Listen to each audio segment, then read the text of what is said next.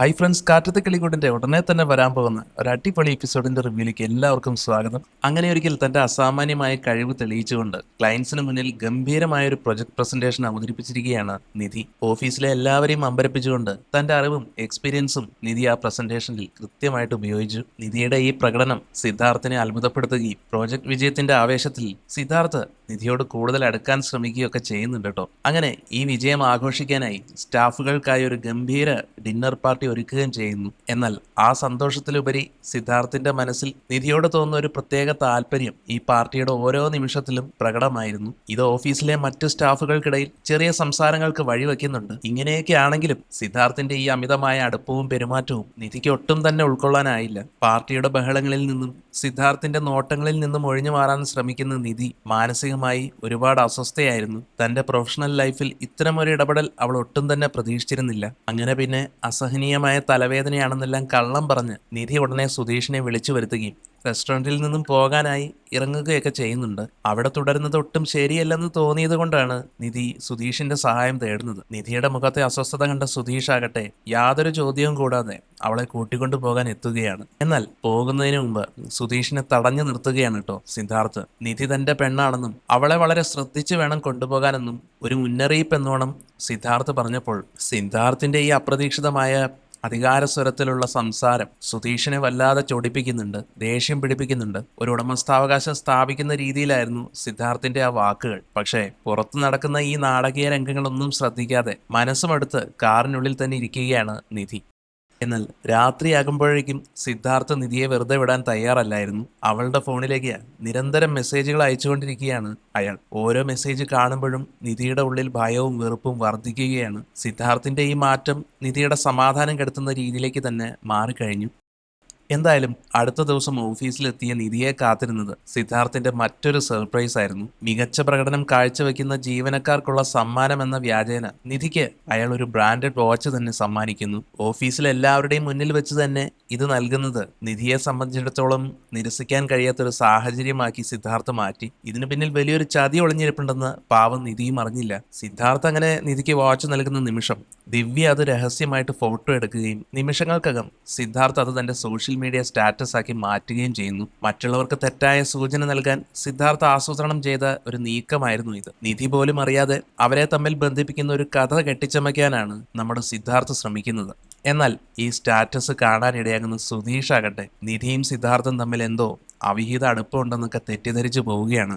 അത് കാരണം കൊണ്ട് തന്നെ സുധീഷ് ആകെ അസ്വസ്ഥനാകുകയും ചെയ്യുന്നു. നിധി തന്നെ ചതിക്കുകയാണോ എന്നുള്ളൊരു ചിന്ത സുധീഷിന്റെ മനസ്സിൽ വല്ലാത്ത മുറിവുകളാണ് ഉണ്ടാക്കുന്നത്. അത്രയും വിശ്വാസമായിരുന്നു നിധി ഇത്ര പെട്ടെന്ന് സിദ്ധാർത്ഥിന്റെ സ്വാധീനത്തിൽ വീണുപോയോ എന്നതായിരുന്നു സുധീഷിന്റെ വേവലാതി. പക്ഷേ നിധിയാണെങ്കിൽ സിദ്ധാർത്ഥ് നൽകിയ ആ വില കൂടിയ വാച്ചെല്ലാം മാറ്റിവെക്കുകയും പകരം സുധീഷ് സ്നേഹത്തോടെ നൽകിയ ആ പഴയ വാച്ച് തന്നെ കയ്യിൽ കിട്ടുകയും ചെയ്യുന്നു. നിധിയുടെ ഈ പ്രവൃത്തി സിദ്ധാർത്ഥ് ശ്രദ്ധിക്കുന്നുണ്ടെങ്കിലും നിധിയുടെ മനസ്സിനേക്കാൾ അവളുടെ ശരീരത്തിന് മേൽ അധികാരം സ്ഥാപിക്കാനായിരുന്നു സിദ്ധാർത്ഥിന്റെ ശ്രമം. രാത്രിയായപ്പോൾ പതിവ് പോലെ സിദ്ധാർത്ഥ് വീണ്ടും നിധിയെ ശല്യം ചെയ്യാൻ തുടങ്ങുന്നു. ഫോണിലേക്ക് നിരന്തരം കോളുകളും മെസ്സേജുകളും അയച്ച് നിധിയെ സമ്മർദ്ദത്തിലാക്കുകയാണ് സിദ്ധാർത്ഥ്. സിദ്ധാർത്ഥിന്റെ ഈ ശല്യം സഹിക്ക വയ്യാതെ സഹായത്തിനായി പിന്നെ നിധി സുധീഷിന്റെ അരികിലെ ചെല്ലുകയാണ്. പക്ഷെ അവിടെയും നിധിക്ക് നേരിടേണ്ടി വന്നത് സുധീഷിന്റെ കുത്തുവാക്കുകളായിരുന്നു.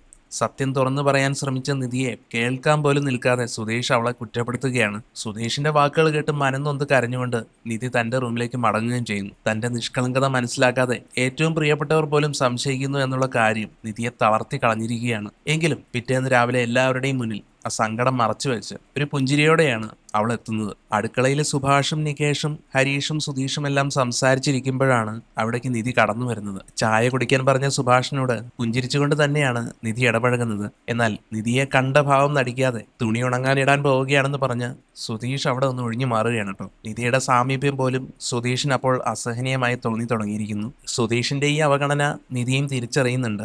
അതുകൊണ്ട് തന്നെ പുറത്ത് തുണി വിരിച്ചിടുന്ന സുധീഷിന്റെ അരികിലെത്തിയ നിധി എന്തിനാണ് തന്നോട് പിണങ്ങിയിരിക്കുന്നതെന്ന് ചോദിക്കുകയാണ്. സുധീഷിന്റെ മുഖം കണ്ടാൽ ഇഞ്ചി തിന്ന കുരങ്ങനെ പോലെ ഉണ്ടെന്ന് തമാശ രൂപേണ നിധി പറയുന്നുണ്ടെങ്കിലും സുധീഷിന്റെ മറുപടികളെല്ലാം വളരെ തണുത്തതായിരുന്നു. തന്നെ അവഗണിക്കാൻ ശ്രമിക്കുന്ന സുധീഷിന്റെ പ്രവൃത്തികൾ നിധിയെ കൂടുതൽ സങ്കടത്തിലാക്കുന്നുമുണ്ട്. സുധീഷിന്റെ കൈകളിൽ പിടിച്ചു നിർത്തിക്കൊണ്ട് നിധി പിന്നെ ചോദിക്കുന്നുമുണ്ട്, നമ്മൾ തമ്മിലുള്ള സംസാരം എന്തിനാണ് പെട്ടെന്ന് ഇങ്ങനെ ഒരു മാറ്റം വന്നതെന്ന്. തന്റെ ജീവിതത്തിൽ സുധീഷിന്റെ സ്ഥാനം എന്താണെന്ന് ഓരോ വാചകത്തിലും നിധി വ്യക്തമാക്കുന്നുണ്ടെങ്കിലും സിദ്ധാർത്ഥിട്ട സ്റ്റാറ്റസ് സുധീഷിന്റെ കണ്ണുകളിൽ നിന്നും മറയുന്നില്ല. നിനക്കിപ്പോൾ സംസാരിക്കാൻ ഒരുപാട് പേരുണ്ടല്ലോ എന്ന സുധീഷിന്റെ ചോദ്യം നിധിയുടെ ഹൃദയത്തിലാണ് തുളച്ചു കയറിയത്. ഒടുവിൽ സിദ്ധാർത്ഥിനെ കാണുന്നത് തന്നെ തനിക്ക് ഇഷ്ടമല്ലെന്നും അവനെ കാണുമ്പോൾ തനിക്ക് വല്ലാത്ത ദേഷ്യം വരുന്നുണ്ടെന്നും സുധീഷ് തുറന്ന് സമ്മതിക്കുകയാണ് നിധിയുടെ മുമ്പിൽ. സിദ്ധാർത്ഥിനോടുള്ള പക സുധീഷിനെ അന്ധനാക്കുകയാണ്. നിധിയുടെ നിസ്സഹായാവസ്ഥ മനസ്സിലാക്കുന്നതിന് പകരം അസൂയയും ദേഷ്യവുമാണ് ഇപ്പോൾ ആ ബന്ധത്തിന് വിള്ളൽ വീഴ്ത്തിയിരിക്കുന്നത്. അങ്ങനെ പിന്നെ തർക്കം മുറുകിയപ്പോൾ ഇക്കാര്യം നമുക്ക് ഇവിടെ നിർത്താൻ നിധി, കൂടുതൽ സംസാരിച്ചാൽ എന്റെ നിയന്ത്രണം വിട്ടു പോകുമെന്ന് സുധീഷ് ഗൗരവത്തിൽ തന്നെ നിധിയോട് പറയുന്നു. തന്റെ ഉള്ളിലെ സങ്കടം ദേഷ്യമായി പുറത്തു വരുമെന്നും അത് നിധിയെ വേദനിപ്പിക്കുമെന്നും സുധീഷ് ഭയപ്പെടുന്നുണ്ട്. തന്നെ ഒന്ന് തനിച്ചു വിടാൻ അവൻ ആവശ്യപ്പെടുമ്പോഴും നിധിക്ക് കാര്യങ്ങൾ വ്യക്തമാകാതെ നിൽക്കുകയാണ്. ഒടുവിൽ സുധീഷ് ആ സത്യം പുറത്തുവിടുകയാണ്. ആ സിദ്ധാർത്ഥന്റെ മുഖത്ത് നോക്കി പറഞ്ഞു, നീ അവന്റെ പെണ്ണാണെന്ന്. അത് പോരാഞ്ഞിട്ട് ഓഫീസിൽ വെച്ച് നിനക്ക് വാച്ച് തരുന്ന ഫോട്ടോ അവൻ സ്റ്റാറ്റസ് ഇട്ടിരിക്കുകയാണ്. ഇതൊക്കെ കേട്ട് വിശ്വസിക്കാനാവാതെ നിൽക്കുന്ന നിധിക്ക് സുധീഷ് തന്റെ ഫോണിലെ ആ സ്റ്റാറ്റസ് കാണിച്ചു കൊടുത്തു. ഹാർട്ട് സിംബലുകളും കിസ്സിംഗ് ഇമോജികളും ചേർത്ത് സിദ്ധാർത്ഥ് പങ്കുവച്ച ആ ചിത്രം കണ്ട് നിധിയും ശരിക്കും തകർന്നു പോവുകയാണ് കേട്ടോ. ഇതൊന്നും ഞാൻ അറിഞ്ഞതല്ലേ സുധീഷ് എന്ന് അവൾ കരഞ്ഞു പറയുന്നുണ്ടെങ്കിലും നിങ്ങൾ തമ്മിൽ നല്ല പൊരുത്തമാണ്, നിങ്ങൾ ഒന്നിച്ച് ജീവിക്കുക, ഞാനൊരു വെറും ടാക്സി ഡ്രൈവർ അല്ലേ എന്ന് സുധീഷിന്റെ പരിഹാസം നിധിയെ ശരിക്കും വേദനിപ്പിക്കുകയാണ്. അങ്ങനെ പിന്നെ നിധി ദേഷ്യത്തോടെ മുറിയിൽ കയറി വാതിലടയ്ക്കുന്നു.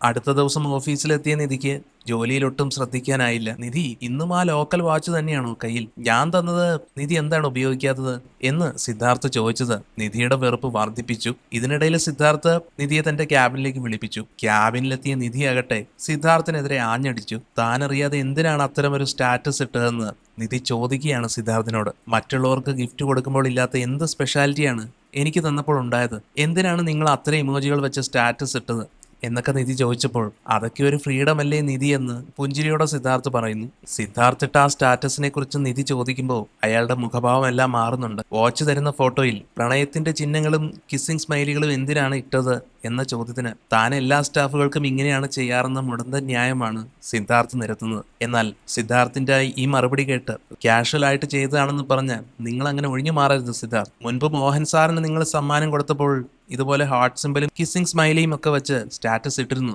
ഇല്ലല്ലോ? പിന്നെ എനിക്ക് തന്നപ്പോൾ മാത്രം എന്തിനായിരുന്നു ഈ പ്രകടനം? അത് കേട്ട് സിദ്ധാർത്ഥ് ഒരു കള്ളച്ചിരിയോടെ പറയുന്നു, നീ ഇതൊക്കെ ഇത്ര സീരിയസ് ആയിട്ട് എടുക്കുമെന്ന് ഞാൻ കരുതിയില്ല നിധി. നമ്മൾ തമ്മിലുള്ള ഒരു ഫ്രീഡം വെച്ച് ഞാൻ അങ്ങനെ ചെയ്തതാണ്. അതിലപ്പുറം നീ ചിന്തിക്കുന്നത് പോലെ ഒന്നുമില്ല ഇതിൽ. പക്ഷേ നിധി ഗൗരവത്തിൽ തന്നെയാണ്. ഒരു ബോസും സ്റ്റാഫും തമ്മിൽ ഇത്തരം ഒരു ഫ്രീഡം ഉണ്ടാവേണ്ട കാര്യമുണ്ടെന്ന് എനിക്ക് തോന്നുന്നില്ല. നിങ്ങളുടെ ഈ ഓരോ പ്രവൃത്തിയും കാരണം എന്റെ സമാധാനമാണ് പോകുന്നത്. നിങ്ങളുടെ ഈ സ്റ്റാറ്റസ് കണ്ട് സുധീഷ് എന്നോട് വല്ലാതെ ദേഷ്യപ്പെട്ടു. ഞങ്ങൾ തമ്മിൽ വലിയൊരു വഴക്കിനത് കാരണമായി. അപ്പോൾ സിദ്ധാർത്ഥ് പരിഹാസത്തോടെ ചോദിക്കുക, അതിന് അയാൾ എന്തിനാ ദേഷ്യപ്പെടുന്നത്?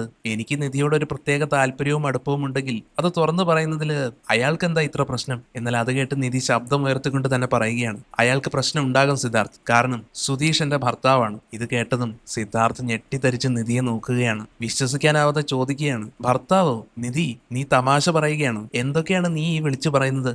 ഞാൻ തമാശ പറയുകയല്ല. സുധീഷ് എന്റെ ഭർത്താവാണ്. സ്വന്തം ഭാര്യയോട് മറ്റൊരു പുരുഷൻ വന്ന് നീ എന്റെ പെണ്ണാണെന്ന് അധികാരത്തോടെ പറഞ്ഞാൽ ഏത് ഭർത്താവിനാണ് ദേഷ്യം വരാത്തത്? ഉടനെ സിദ്ധാർത്ഥ് പരിഭ്രമിച്ചുകൊണ്ട് പറയുകയാണ്, പക്ഷേ അന്ന് സുധീഷ് നിന്റെ കസിനാണെന്നല്ലേ നീ എന്നോട് പറഞ്ഞത്? ഇപ്പോഴിതാ പെട്ടെന്ന് ഹസ്ബൻഡ് എന്ന് പറയുന്നു. അപ്പൊ നിധി പറയുന്നുണ്ട്, അന്ന് ആ സാഹചര്യത്തിൽ അങ്ങനെ പറയേണ്ടി വന്നതാണ്. പക്ഷേ ഞങ്ങൾ വിവാഹിതരാണ്.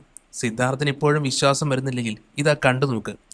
നിധി അങ്ങനെ തന്റെ ഫോൺ എടുത്ത് സുധീഷിനൊപ്പമുള്ള വിവാഹ ഫോട്ടോകളും റിസപ്ഷൻ ചിത്രങ്ങളും സിദ്ധാർത്ഥിന് കാണിച്ചു കൊടുക്കുകയാണ്. ഞങ്ങളുടെ വിവാഹം കഴിഞ്ഞിട്ട് 1 വർഷമാകുന്നു. ഇതാണ് സത്യം. നിങ്ങൾ എന്നെ അഭിനന്ദിക്കുന്നത് സന്തോഷമുള്ള കാര്യമാണ്. പക്ഷെ അത് പ്രൊഫഷണൽ ആയിരിക്കണം. രാത്രി 10 മണിക്ക് മെസ്സേജ് അയക്കുന്നതും അതിര് കടന്ന് സംസാരിക്കുന്നതും ഒരു ബോസിന് ചേർന്ന രീതിയല്ല. നിങ്ങൾ മെസ്സേജ് അയക്കുമ്പോൾ എന്റെ അരികിൽ സുധീഷ് ഉണ്ടായിരുന്നു. അയാളുടെ ചോദ്യങ്ങൾക്ക് മുന്നിൽ ഞാൻ ആകെ ഉത്തരം മുട്ടി പോവുകയാണ്. ഏതായാലും സത്യങ്ങളെല്ലാം അറിഞ്ഞപ്പോഴേക്കും സിദ്ധാർത്ഥ് മുഖം താഴ്ത്തി വിഷമത്തോടെ നിൽക്കുകയാണ് കേട്ടോ ചെയ്യുന്നത്. നിധി പറയുന്നുണ്ട്, പ്ലീസ് സിദ്ധാർത്ഥ്, ഇനി ഇങ്ങനെയൊന്നും ഉണ്ടാകരുത്.